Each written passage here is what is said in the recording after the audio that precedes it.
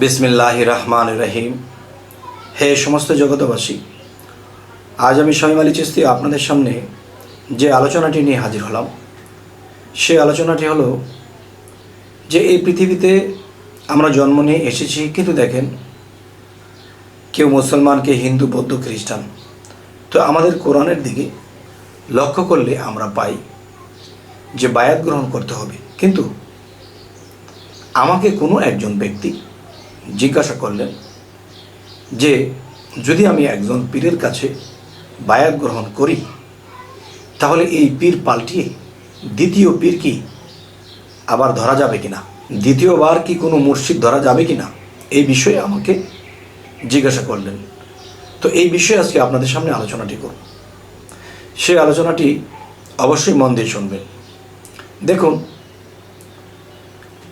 আপনি এই পৃথিবীতে জন্ম নিয়েছি যে আমি নিজেকে নিজে হারিয়ে ফেলেছি। কে আমি আমাকে চিনি না, আমি আমাকে জানি না।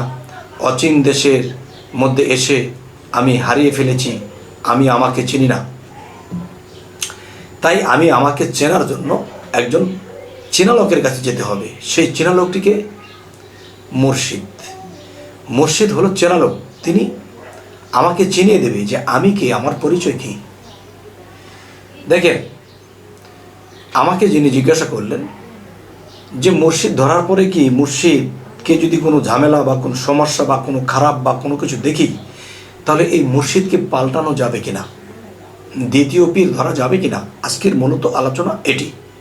আচ্ছা, কোন মুর্শিদকে পাল্টাতে হবে আর কোন মুর্শিদকে পাল্টাতে হবে না, আজকে এই বিষয়ে আলোচনা করব ইনশাল্লাহ।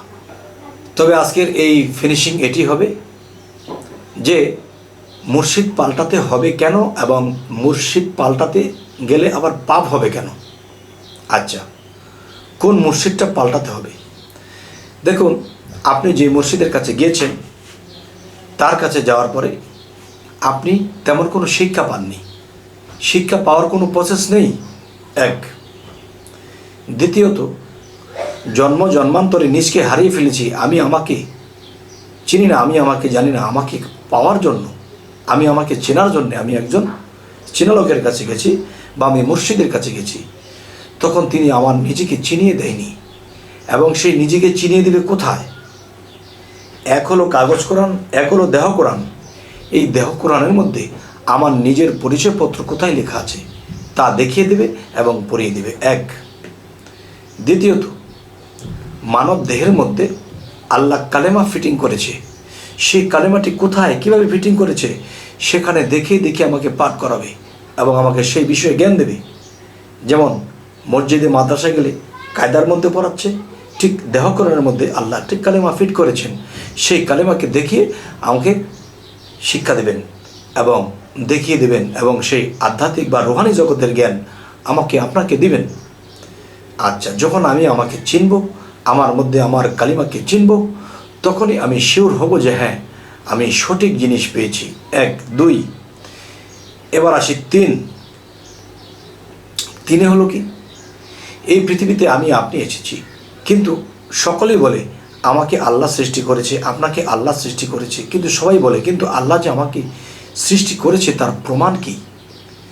যেমন মোবাইলের মধ্যে লেখা আছে স্যামসাং, যে কোম্পানি বাজারে ছেড়ে দিয়েছে, তার কোম্পানির নাম আছে। এখন আমি আল্লাহর কোম্পানি থেকে সৃষ্টি হয়ে ভবের বাজারে এসে গেছি। এখন আমার দেহ কোরআনের মধ্যে সেই নামটি কোথায় লেখা আছে যে আল্লাহ আমাকে সৃষ্টি করেছে, তার পরিচয়পত্র। 4, 5টির মধ্যে যখন যাব, তখন কি হবে যে আমরা শরীয়তের দৃষ্টিতে পানি দ্বারা অজু করতেছি, এটা দেহ পরিষ্কার হচ্ছে। আরেকটা অজু আছে, সেটি কি দিয়ে অজু করতে হয় এবং সেই বস্তুটির নাম কি, এবং সেইটি দিয়ে আমার আত্মার অজু করাবো। তাহলে আত্মার অজু করাতে হলে সেটি কি দিয়ে করাতে হবে, সেই বিষয়টা আমার মুর্শিদ আমাকে দিতে হবে। আচ্ছা, এবং মুর্শিদের মধ্যে আমরা যে চরিত্র দেখব, তার ডিপার্টমেন্ট কিংবা তার যে তরিকত, এটার মধ্যে মেয়ে ছেলে নিয়ে কোনো কারবার নেই। যেমন অনেক তরিকতের মধ্যে আছে মেয়ে ছেলেরা তরিকত করতেছে, খারাপ কিছু করতেছে, ওইসব তরিকতে থাকতে পারবে না। আচ্ছা, এরপরের সাবজেক্ট হলো যে ওহি এলহাম এবং আল্লাহর সঙ্গে সংযুক্ত হওয়ার জন্য যেই সাধনাগুলো দরকার সেগুলো তিনি দিবেন। এবং মুর্শিদের যে চরিত্র, সেই চরিত্র যদি আমরা ঠিক পাই এবং এই জিনিসগুলো যদি পাই, তাহলে সেই মুর্শিদকে আজীবনের জন্য ধরে রাখতে হবে। এই মুর্শিদকে আর কখনোই ছাড়া যাবে না। আচ্ছা, এর পরের সাবজেক্ট হলো এই জিনিসগুলো যদি কোনো মুর্শিদের কাছে না পাওয়া যায়, এর বিপেটে পাওয়া যায় এবং খারাপ কিছু দেখা যায়, তাহলে সেই মুর্শিদকে আপনি ত্যাগ করতে পারবেন। ত্যাগ করে যেই মুর্শিদের কাছে নিজের দেহ কোরআনের মধ্যে এই পরিচয়পত্রগুলো পাওয়ার পরে আপনাকে সাধনাগুলো দিয়ে দেবে আল্লাহর সাথে সংযুক্ত হওয়ার জন্য, তখনই আপনি সেই মুর্শিদকে ধরে রাখবেন। আর এসব না পেলে তাকে ছেড়ে অন্য মুর্শিদ ধরতে পারবেন। আচ্ছা, তাহলে আজকের যে আলোচনাটি আপনাদের সাথে যেভাবে বলার চেষ্টা করলাম, আপনারা কি সেভাবে বুঝেছেন নাকি বুঝেছেন না? আর যদি আপনারা আমাকে কেউ বলেন, তাহলে এই জিনিসগুলো আপনি বলে দেন। দেখেন, একটা বায়াত করতেছে কাপড়ে ধরে, আরেকটা বায়াত করতেছে মাইক দিয়ে।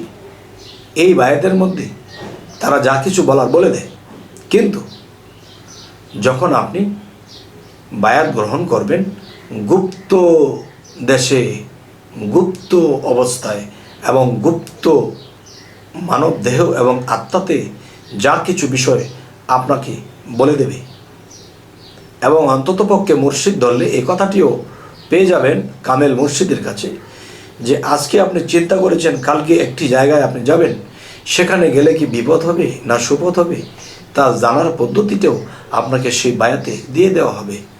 এই জিনিসগুলো পাওয়ার পরে একজন মুর্শিদকে ছাড়লে আপনার অপরাধ হবে।